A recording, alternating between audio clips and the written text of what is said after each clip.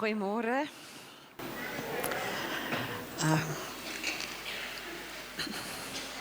Ek sê vanoggend met die eerste diens ook, ek sê dis wonderlik om getroud te wees met iemand wat meer in jou glo as wat jy in jouself glo, nê? Ek dink dis hoe ons almal moet wees. Ons moet meer in die ander een glo as wat hulle eintlik in hulle self glo. So, dankie vir die geleentheid. Ek wil hierdie geleentheid gebruik om iets vir julle te sê wat vir my net oorweldig het onlangs en wat ek eintlik wens ek het jare terug so besef, maar die Here het maar sy tyd met alles. Dis 'n boodskap wat my net oorgebou het.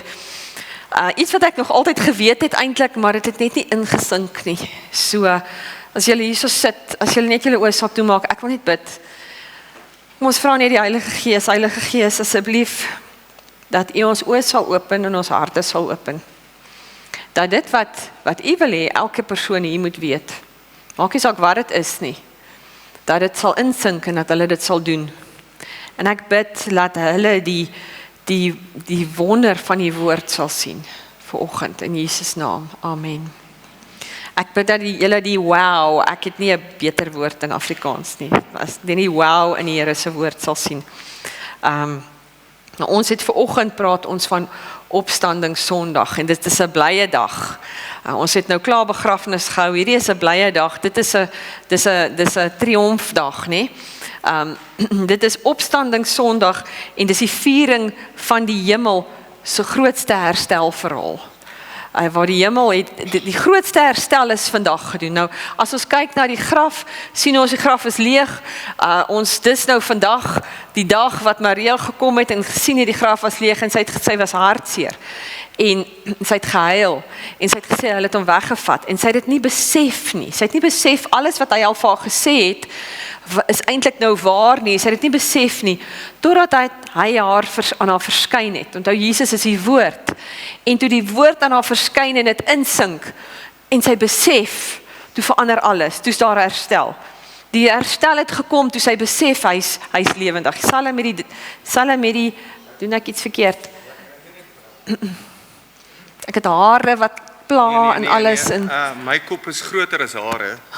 En nou sit die mic hier onder. Hy sit op verkeerde plek hier. Nou raak hom mond. Kyk, dink hy's reg. Goed. Dis hy. Ja. Nee, hy's nie reg. Sorry. Hierdie dingetjie is so 'n duur dingetjie. Okay. Dis hy. Ja, ek's te bang om te buig want hy's so 'n duur dingetjie. So, is goed as hy dit doen. So dis dieselfde met die disippels. Die herstel het gekom in hulle lewens toe hulle besef hy het opgestaan.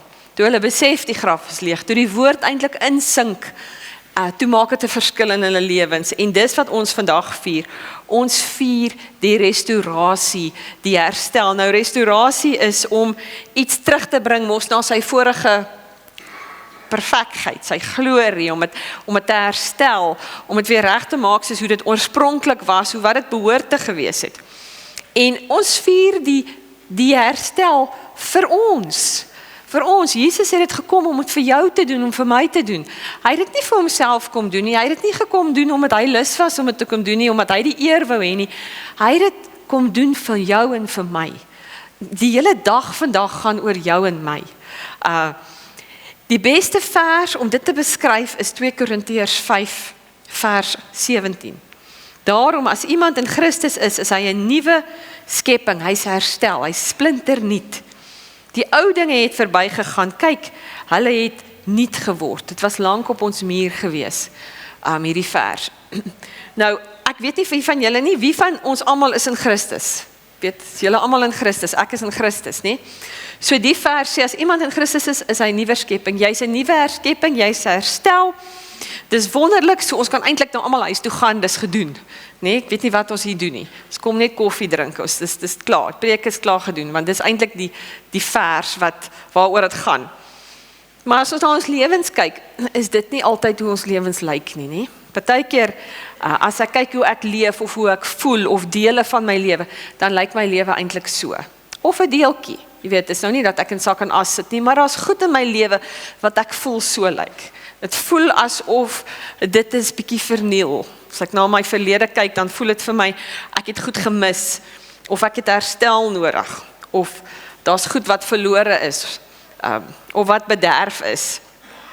Nou ek het so 'n paar jaar terug was hier in hierdie Psalm naweek, Paasnaweek, was hier 'n prediker wat die hele Paasnaweek gepreek het, en hy was 'n profeet, en so die dienste was vol gewees, en hy het Paasboodskappe gepreek, maar hy praat toe dieselfde Sondagoggend oor om jou gesin te seën en jou kinders te seën, en jy het die autoriteit om 'n seën te wees in jou omgewing en om hulle te seën, om die blessing te wees.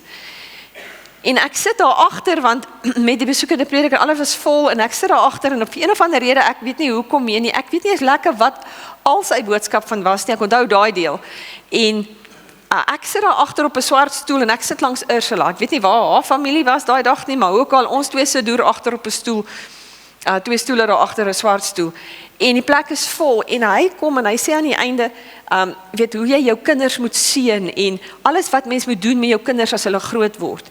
Jong, en ek sit daar, en daar kom net so 'n hartseer oor my. My hart breek, want ek besef toe alles wat ek verkeerd gedoen het, of gemis het. Nou, ek dink nie ek's 'n slegte ma nie, maar daar's soveel dinge wat ek met ouderdom, nou dat my kinders groot is, nou sien ek al die goed wat ek moes gedoen het, of kon gedoen het, of eerder hulle sou geleer het, en eintlik, jy weet, kinders is besig in die skool, en ons is besig, en daar's sport, en daar's soveel dinge wat aan die gang, dat tyd gaan so vinnig verby, en nou dat dit alles verby is, nou sit ek daar, en ek begin te huil, en ek snik soos ek huil daar agter, soos wat hy nou praat, en ek besef, die goed wat ek gemis het, of wat verby is, en ek kan dit nie weer terugkry nie, of ek kan dit nie weer reg doen nie.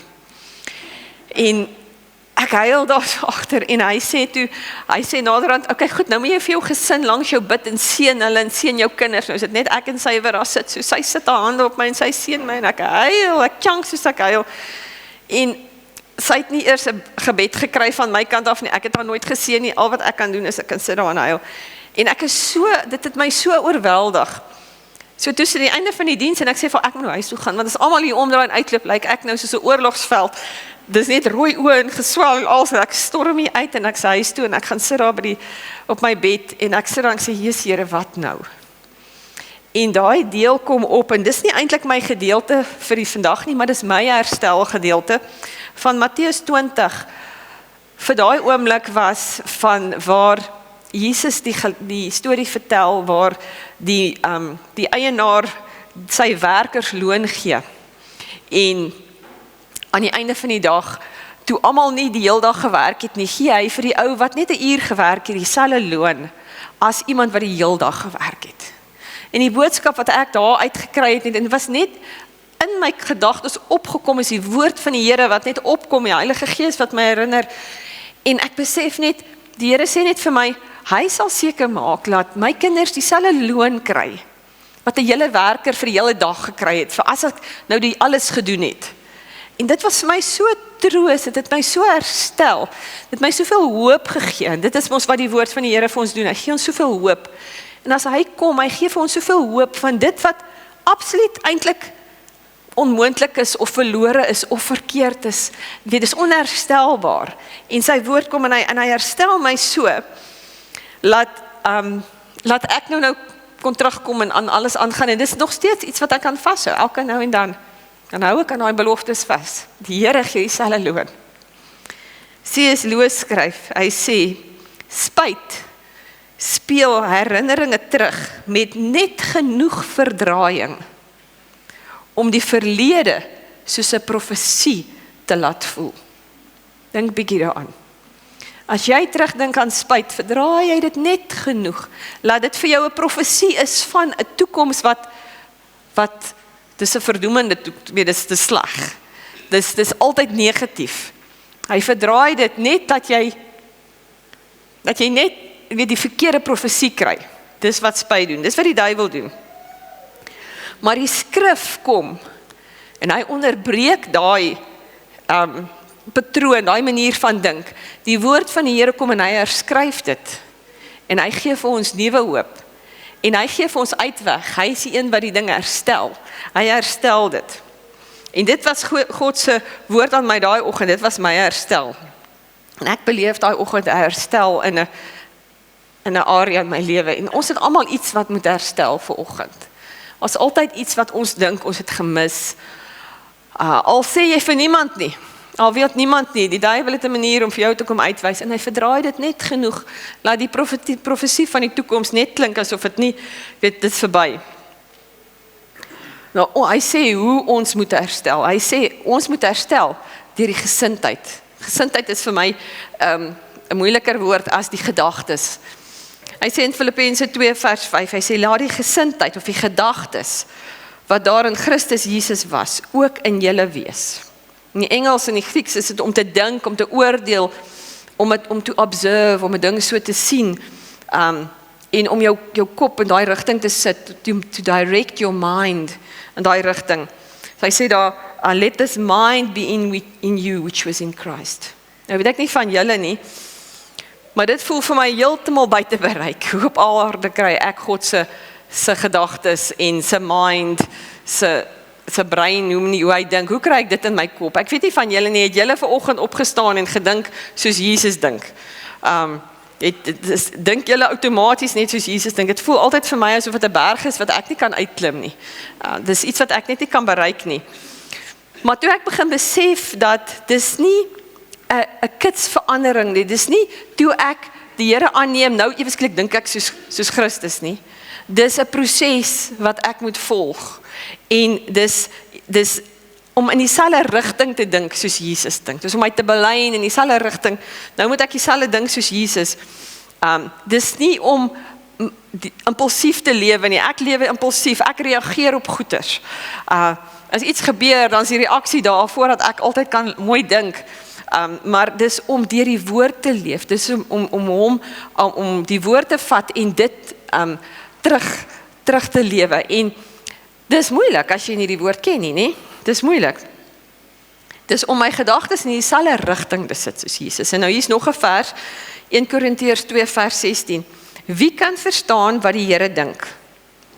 Wie kan hom raad gee? Dis 'n baie goeie vraag. Ons kan hierdie dinge egter verstaan. Dis alweer iets wat ek weet nie hoe op aarde. Ek weet nie of julle dit reg kry nie, maar hoe verstaan julle dit? Want ons is ingestel om soos Christus te dink. Ons kan dit doen, sê hy. Ons kan dit doen. In Engels sê dit, for we have the mind of Christ. Ons kan dit doen. En hoe het Jesus gedink? So ek sit myself en dink ek, goed, as ek nou opgestaan het vanoggend, hoe het Jesus gedink? Hoe sou hy opgestaan het vanoggend?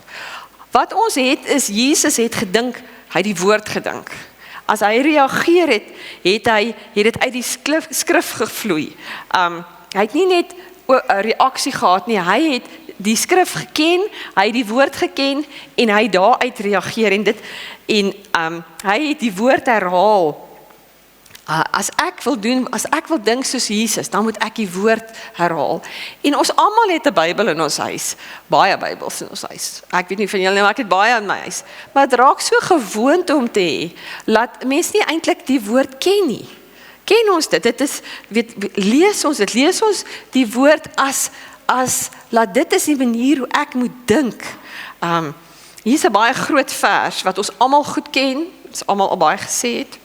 Julle moenie aan hierdie wêreld gelykvormig wees nie, maar verander word deur die vernuwing van julle denke. So sien, dis 'n proses. Dit is hoe hy vernuwe word. Sodat julle goed kan onderskei wat goed en aanneemlik en volmaak is. Genesis sê hy dat God ons gemaak het, die mens gemaak het. Ons weet dat God ons gemaak het. Jy weet dat God jou gemaak het.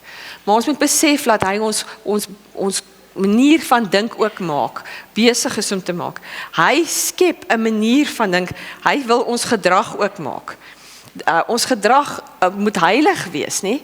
Maar dit begin nie by gedrag nie. Ek dink net ek moet heilige goed doen. Dis nie waar dit begin het nie. Dit begin by my fokus. Dit begin by dit wat ek voor my hou. Dis waar die heiligheid begin. So wat is nodig? Ek wil net op een ding fokus vandag wat nodig is. Almal as ons restoreer, het jy gereedskap, jy tools. Daar's een tool wat vanoggend belangrik is en dis die woord van die Here. Net een tool wat ons heeltemal kan vernuwe. Want die Heilige Gees sal kom en hy sal hierdie tool gebruik en hy sal ons vernuwe daarmee. soos wat hy my daai oggend daarmee vernuwe het. Nou, God se woord is ons doel. Kom ons luister wat hy sê van God se woord. Hebreërs sê, want die woord van God is lewend en kragtig en skerper as enige tweesnydende swaard. Dit dring deur tot die raakpunt tussen siel en gees, tussen gewrig en murg, en beoordeel die hart se voornemens en gedagtes. Die Nuwe Lewende Vertaling sê dit so, die woord is lewenskrag en is vol lewenskrag en energie. Dit is skerper as 'n swaard met twee kante. Dit sny diep tot binne in ons innerlikste wese, tot in ons gewrigte en murg. Dit vlek op die ons diepste motiewe en oorwegings oop. En wel hierdie woord, ek dink as hy vandag het sou skryf, sou hy sê, hy is sterker as 'n kernwapen.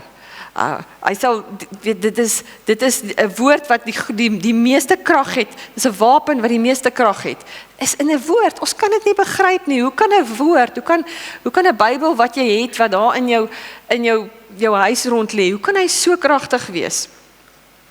Hy kan jou herstel. Hy's nie net daar om ons siel te red nie, hy's daar om ons koppe te verander, die manier van dink te verander.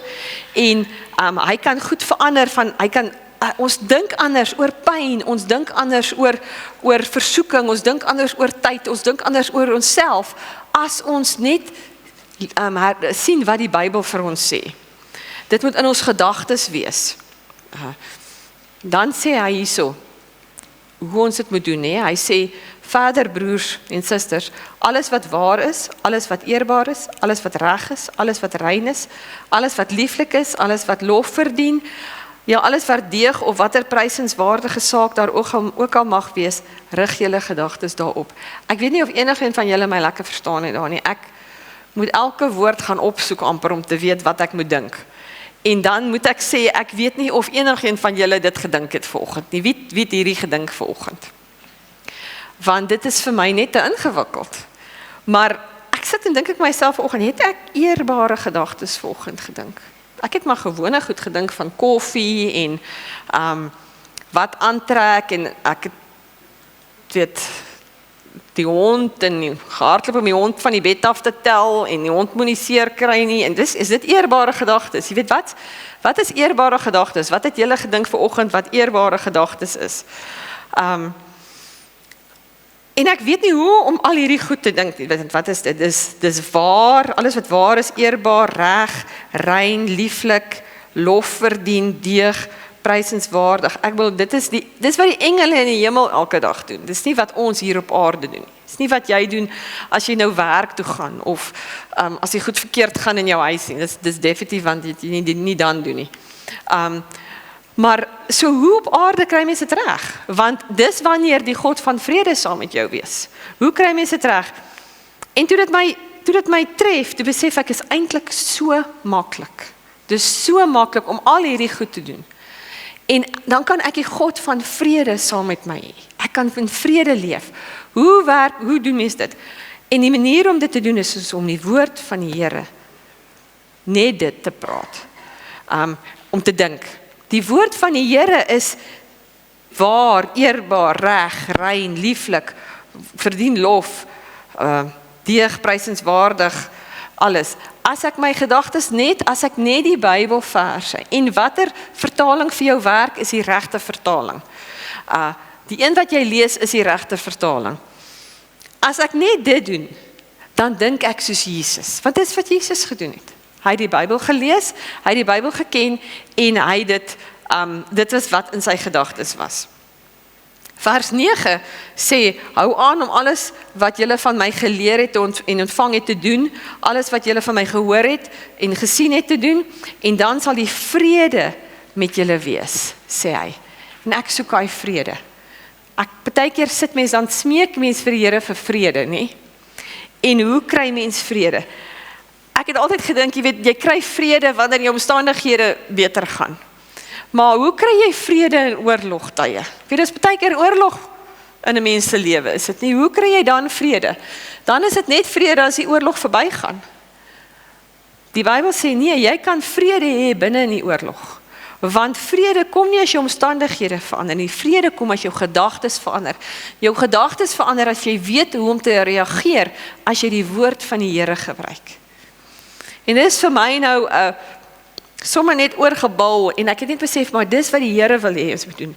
Hy het nie ons gedagtes ontwerp en ons leeg hier neergesit en gesê, goed, jou gedagtes is bedoel om leeg te wees nie en jy moet homself vul nie. Jou gedagtes is nie bedoel om deur jou omstandighede en deur die wêreld en deur die media en deur alles om jou gevul te wees nie.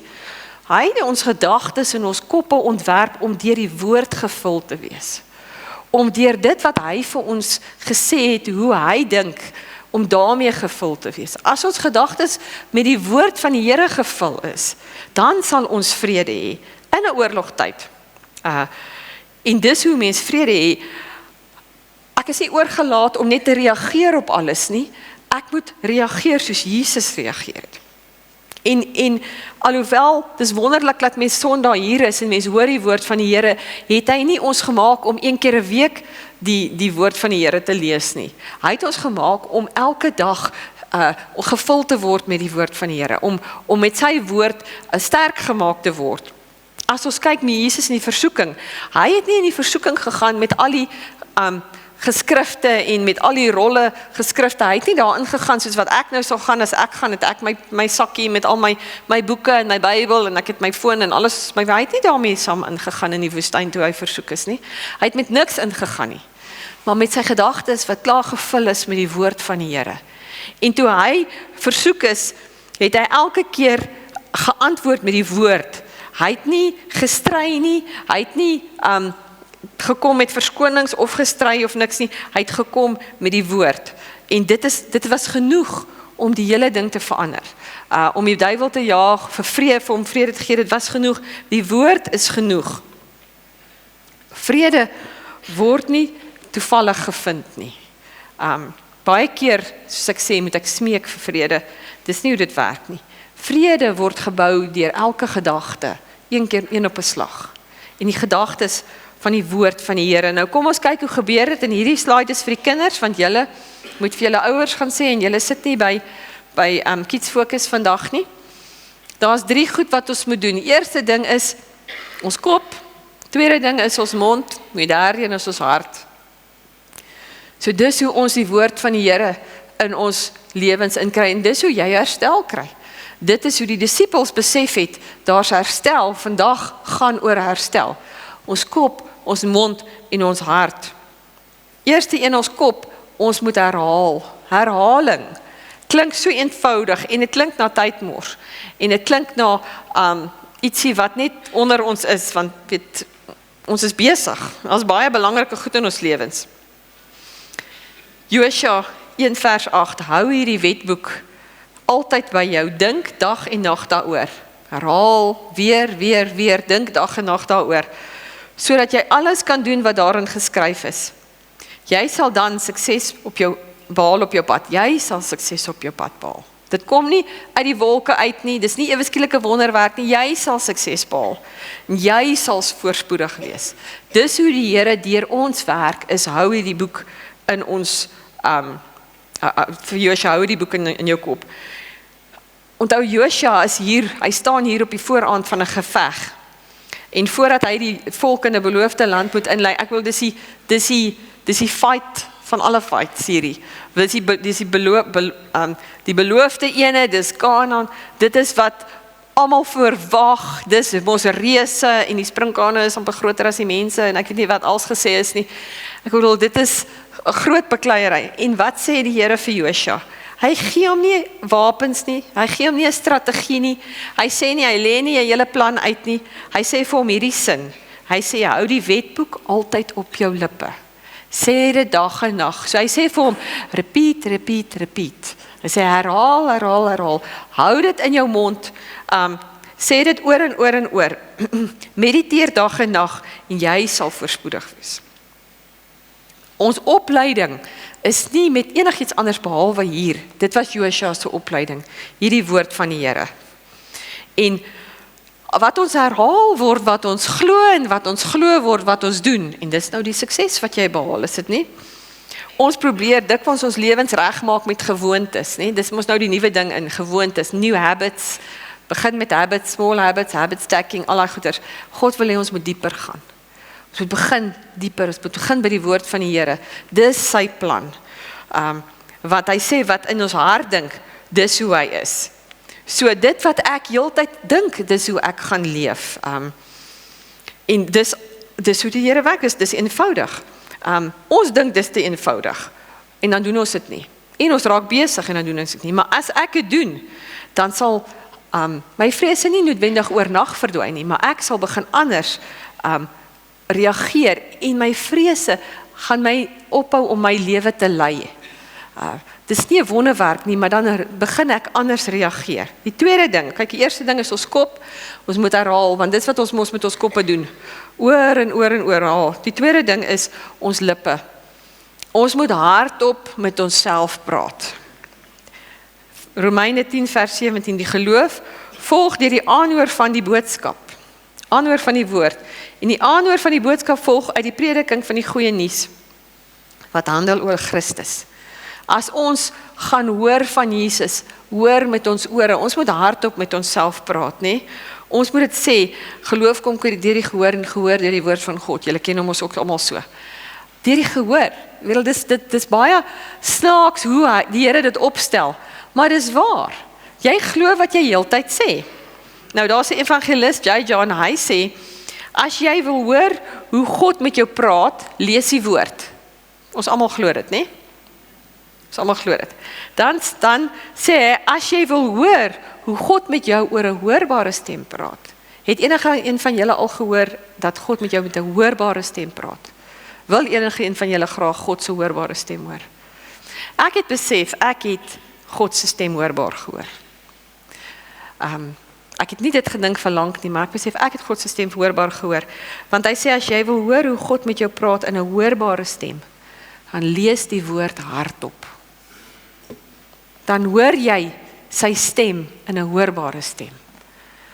En ek kan elke dag sy hoorbare stem hoor. Gaan lees dit hardop, laat my geloof groei. Praat julle met julleself. Gaan julle eerlik met my wees? Praat julle met julleself? Nee? Ek dink ons almal praat met onsself.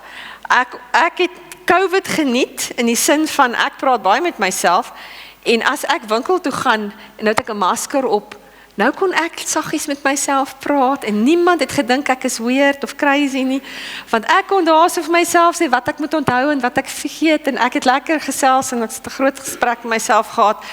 En toe COVID verby is, nou moet ek my mond toemaak en ek moet niks sê, moenie my mond beweeg nie, want dan klink ek nou weird, want ons almal praat met onsself. Praat met jouself, praat hardop met jouself. Dawid het vir homself gesê, hoekom is jy so neerslagtig? Hy het vir homself vertel. Hy het dit gehoor. Waarom is jy so ontsteld? Vrees praat baie hard met ons. Spyt en skaamte praat baie hard met ons. Ons hoor dit baie goed. Ons moet harder as dit praat. Jy moet dit hoor. Jesus het nooit vir die wind gefluister nie. Hy het met die storms gepraat, hard gepraat. Hy het die demone beveel. Hy het daar die siekes geroep en hulle genees. Die fisiese wêreld het in lyn gekom wanneer hy praat met die geestelike waarheid. Dis wat gebeur as ons hardop met onsself praat. Ons fisiese wêreld om jou kom in lyn met 'n geestelike waarheid. So die eerste ding is kop. Herhaal. Ek herhaal wat ek herhaal nou. Dis wat in jou kop moet aangaan. Jou tweede ding is jy moet hardop met jouself praat. God se waarheid hardop met jouself praat. En die derde een is hart. Ons moet dit begin glo. Dit moet deel wees van my hart. Sonder geloof is dit onmoontlik om God te behaag, om hom gelukkig te maak. Want wie tot God nader, moet glo dat hy bestaan en dat hy die beloon wat hom soek. Hulle stel dit altyd so moeilik vir my in Afrikaans. So wat as ons na hierdie vers dink, moet ons dit so sien. Hy wil glo, hy wil hê ek moet glo, dat hy is wie hy sê hy is. Dis die eerste ding. Hy wil hê ek moet dit glo. Tweedens, wil hy hê ek moet glo, dat hy dit kan doen. Hy is in staat om te doen wat hy sê, en daarins wil hy hê ek moet glo, laat hy dit wil doen. Hy sal dit doen. Dis wat hy sê, dis wat die hele vers sê. Hy kan, en wie hy is, hy kan en hy wil. Tony Evans sê, hy sit sy klein seentjie, sy klein seun, op die verhoog, en dan sê hy spring na hom toe. Hy sê as 'n vreemdeling daar so voor staan, gaan die seentjie daar so staan en sê, en bang wees, en nie wil spring nie. Hy sê, maar as sy pa voor hom staan, die klein seentjie weet wie sy pa is. Hy glo sy pa kan hom vang, en hy weet sy pa wil hom vang, en dan spring hy net. En dis geloof. Ons moet glo soos 'n kind. En ons weet ons kinders glo baie maklik baie dinge. En ons vertel hulle baie dinge, wat hulle sommer net glo. En die Here wil hê ons moet so glo, totdat hulle ouer raak, en dan begin hulle kop inskop, en hulle begin dink, maar dit is nie meer moontlik nie, en dan kom hulle eie reason, hoe hulle ons dink, en dan dink ons is nou slimmer, en dan skop dat in, en dan vat dit ons geloof weg. God wil hê ons moet soos 'n klein kind net glo, nie besluit ons weet wat beter is nie, of wat sin maak nie. As ons daai groet doen, dan bring die Here restaurasie in ons lewens. Dis die manier om te beweeg van so iets na so iets. En dis tog hoekom hy gekom het. Dis tog die rede vir vandag. Dis wat gebeur het toe die disippels en die vrouens snap dat die graf is leeg. Jesus het opgestaan. Hy is nie weggevat nie, hy het opgestaan. Die restaurasie het begin. Vandag is opstanding Sondag. Dis die grootste herstelverhaal. Dis in ons hande hierdie, of ons beweeg van een ding na die ander toe. Dis die tool wat hy vir ons gee, is ons gereedskap. Ons almal het baie van dit, is baie maklik, ons kan tyd maak. Daardie dag, toe ek hier so sit, en ek gaan huis toe, en die Here met my praat, en hy herstel my, ek het 'n week chart. 'n week soos in 'n week. Nie soos in wat ek 'n swak is nie, maar 'n week chart. Dis hoe my week chart. Ek het nou nie hier ingevul nie. Van my week chart, wat ek doen is ek kleer die blokkies in. Nou by die tyd al as ek nou so 'n kaart vat en ek gaan my blokkies in, vat dit my omtrent 'n week om my blokkies in te vul. Want daar's nou so baie blokkies, daar's my weke. Dis 1 jaar se week daai. Jy kan nie dink dit is 'n jaar nie. Dit se weke 1 tot 52 en hier's 90 jare. Dis net wat op die blaai gepas het. Ek het nie 'n spesifieke rede vir 90 nie. Ek ken 'n tannie wat ek sê vir haar toe ek haar in Januarie op haar verjaarsdag sien, toe sê ek vir tannie, ek sien jou op jou 102 verjaarsdag. So weet, dit kan verbygaan, party gaan minder. Maar dis hoe ek daai dag vat ek hierdie chart en myne is nou ingevul, myne is ingekleer tot hierso en ek sê jete Here, ek het nog net soveel oor en ek is nie eers gewaarborg op dit nie. Ek het net soveel oor. Dis al weke wat ek oor het. En jy kan jouself hierop plaas.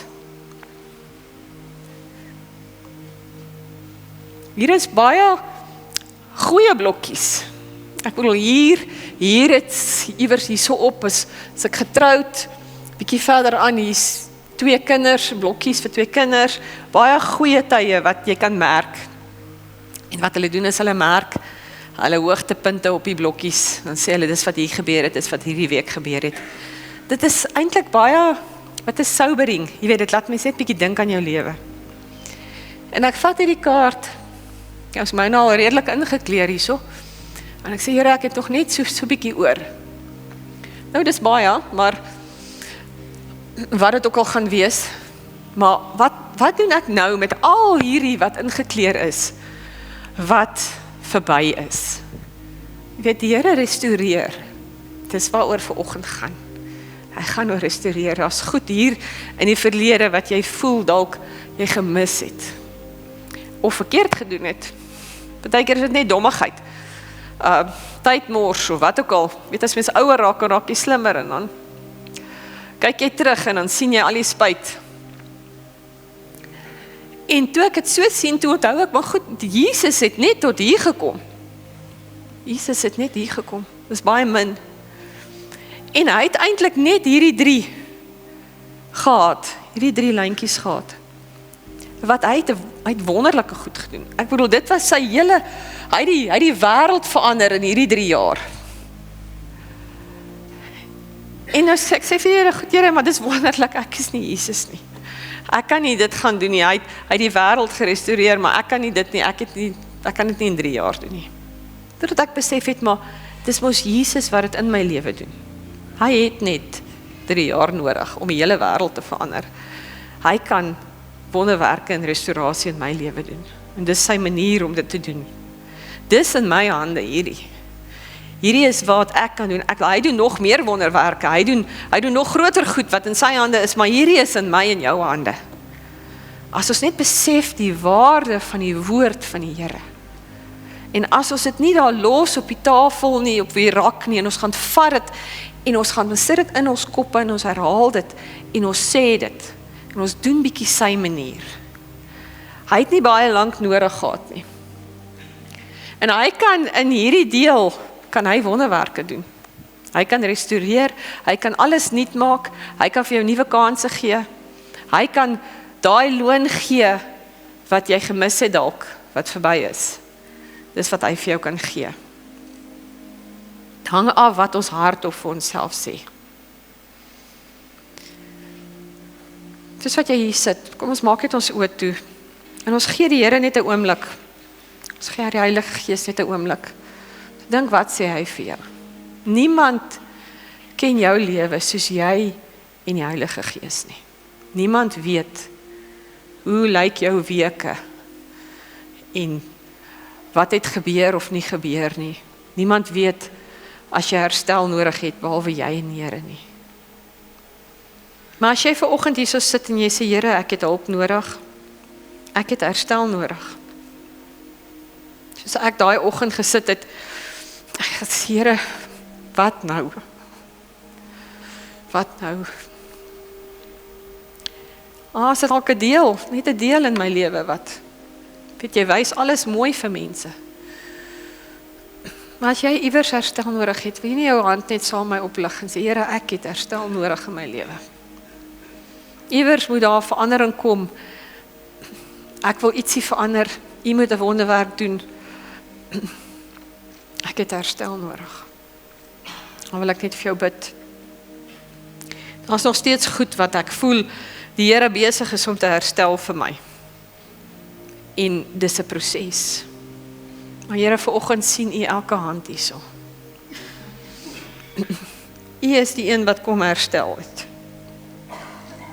U het dit vir ons gedoen.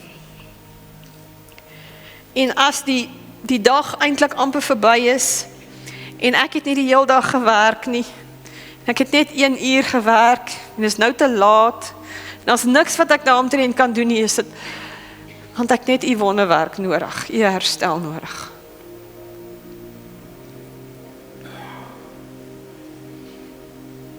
Here, kom herstel ons lewens vanoggend. Daar waar dit nodig is, ek bid dat U woord sal kom, en U woord 'n verandering sal bring in hulle lewens. Here, laat U Heilige Gees hulle kom herinner dit wat U sê. Dat wanneer ons sê, ons is skaam, ons is nie genoeg nie, laat ons sal onthou, daar's geen veroordeling vir die een wat in Christus Jesus is nie. As ons spyt is, en ek moes beter gedoen het, laat ek myself herinner, sy genade is elke oggend nuut. Weet jy, genade is wanneer ek dit nie verdien het nie, maar ek kry dit nog steeds. Jy kan dit elke oggend nog steeds kry. Sy genade is nuut. Dankie Here, dat as waar ons na 'n oop graf kan kyk, kan ons besef daar's herstel. Hy is die een wat nie net ons liggame skep nie, maar hy skep jou siel, hy skep jou gedagtes. En Here, skep hulle gedagtes vanoggend. Geef vir hulle nuwe gedagtes. Geef hulle woord.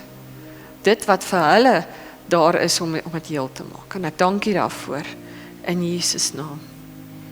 Amen. Dankie my vrou. Ek sit en dink, ek wil nou iets prakties doen, wat ons almal, maak jou Bybel oop by Efesiërs 4. Jy bring ons jou Bybel, of maak jou selfoon, sit jou selfoon aan op Efesiërs 4, vers 2. Nou hier is 'n skrif, Petrus, wat jy die hele jaar kan dink as jy nou aan Amerika, Zander, wat jy nou aan kan dink. So hier is nou 'n skrif, want ek sien hier's baie families en vriende saam, Efesiërs 4, vers 2. Hy sê, wees altyd beskeie, vriendelik en geduldig, en verdra mekaar in liefde.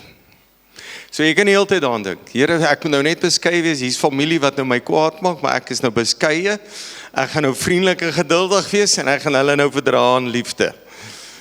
Hoor jy hoe God se gees werk? As jy nou werk toe gaan, Here, ek gaan nou beskeie wees, ek gaan vriendelik wees, ek gaan geduldig wees, en gaan hierdie klomp ouens in vrede verdra mekaar in liefde.